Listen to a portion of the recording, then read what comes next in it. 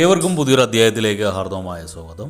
ഈ അധ്യായത്തിൽ നമ്മൾ വിശകലനം ചെയ്യുന്നത് ചോതി നക്ഷത്രത്തിൻ്റെ 2026 ജനുവരി ഫെബ്രുവരി മാസങ്ങളിലെ ഗുണദോഷ ഫലങ്ങളാണ്.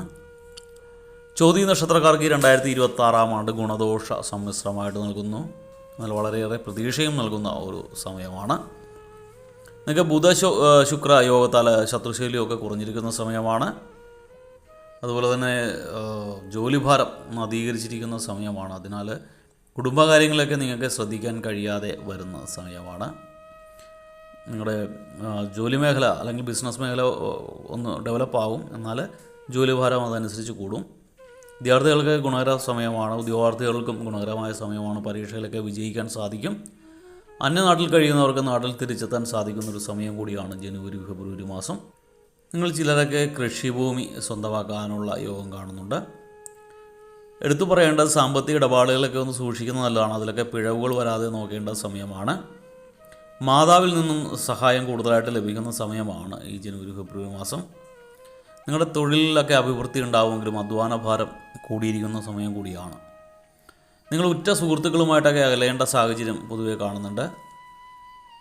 അതുപോലെ തന്നെ മാതാവിൻ്റെ രോഗചിന്ത മനസ്സിനെ സദാ അലട്ടിക്കൊണ്ടിരിക്കും. മാതാവിന് ചെറിയ രോഗങ്ങളൊക്കെ പിടികൂടാനും അത് മൂർച്ഛിക്കുവാനുമുള്ള സാധ്യത കാണുന്നു. അതല്ല എങ്കിൽ നിലവിൽ അനാരോഗ്യം അലട്ടിക്കൊണ്ടിരിക്കുന്നവർക്ക് അതൊന്ന് മൂർച്ഛിക്കാനുള്ള സാധ്യത കാണുന്നു.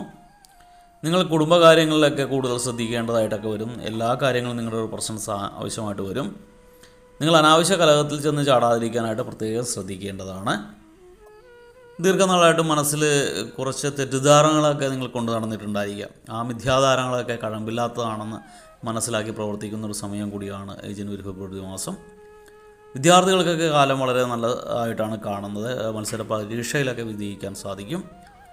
ഈ ഷെയർ മാർക്കറ്റ് ബിസിനസ് ചെയ്യുന്നവർക്കൊക്കെ ഓഹരിയിൽ നിന്നൊക്കെ ചെറിയ ചെറിയ ലാഭമൊക്കെ ഉണ്ടാകുന്ന സമയമാണ്. നിങ്ങളുടെ ഭവനത്തിൽ മംഗളകർമ്മങ്ങളൊക്കെ നടക്കാനുള്ള സാധ്യത കാണുന്നു. നിങ്ങൾ ധാരാളം യാത്രകളിൽ ഏർപ്പെടുന്ന സമയമാണ്. അതുപോലെ തന്നെ പൂർവിക സ്വത്തിൻ്റെ അധികാരം നിങ്ങൾക്ക് സ്ഥാപിച്ചെടുക്കാനായിട്ട് സാധിക്കും. ഭൂമിയിൽ നിന്നൊക്കെ കൂടുതൽ വരവ് നിങ്ങൾക്ക് പ്രതീക്ഷിച്ചിരിക്കാം. നിങ്ങൾ എടുത്തു പറയേണ്ട മാതാപിതാക്കന്മാരുടെ ആരോഗ്യകാര്യത്തിലൊക്കെ ഒരു ശ്രദ്ധ ആവശ്യമുള്ള സമയമാണ്. അനാരോഗ്യത്തിനുള്ള സാധ്യത കൂടുതലായിട്ടുണ്ട്.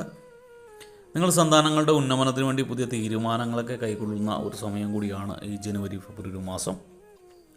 ചിലരൊക്കെ ഉറ്റ സുഹൃത്തുക്കളുമായിട്ട് അകലേണ്ട സാഹചര്യം കാണുന്നുണ്ട്. അതുപോലെ തന്നെ കുടുംബകാര്യത്തിലൊക്കെ ചില കലഹങ്ങളൊക്കെ ഉണ്ടായാൽ അതിൽ ചെന്ന് പെടാതിരിക്കാൻ അല്ലെങ്കിൽ മറ്റു രീതിയിലൊക്കെ ഉള്ള കലഹങ്ങളിലൊക്കെ ചെന്ന് പെടാതിരിക്കാനായിട്ട് ശ്രദ്ധിക്കുക.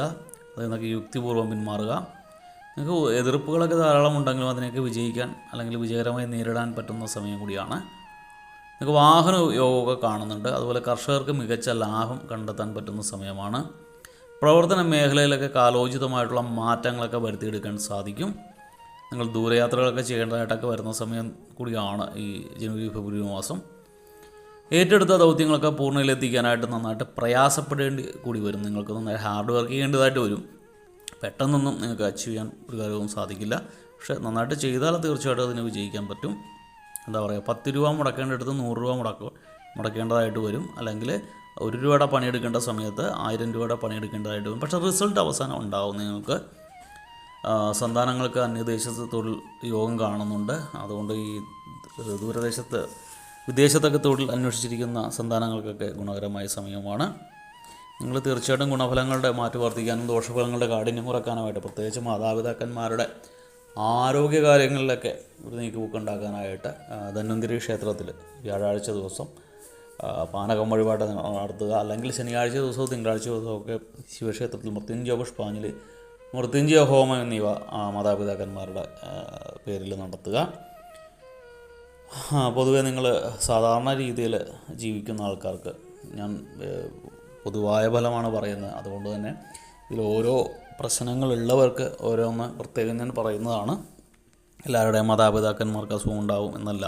അങ്ങനെ അസുഖം രോഗം മൂർച്ഛിച്ചിരിക്കുന്നവർക്ക് ശിവക്ഷേത്രത്തിൽ വഴിപാട് അല്ലെങ്കിൽ ധന്വന്തരി ക്ഷേത്രത്തിൽ വഴിപാട് നടത്താം.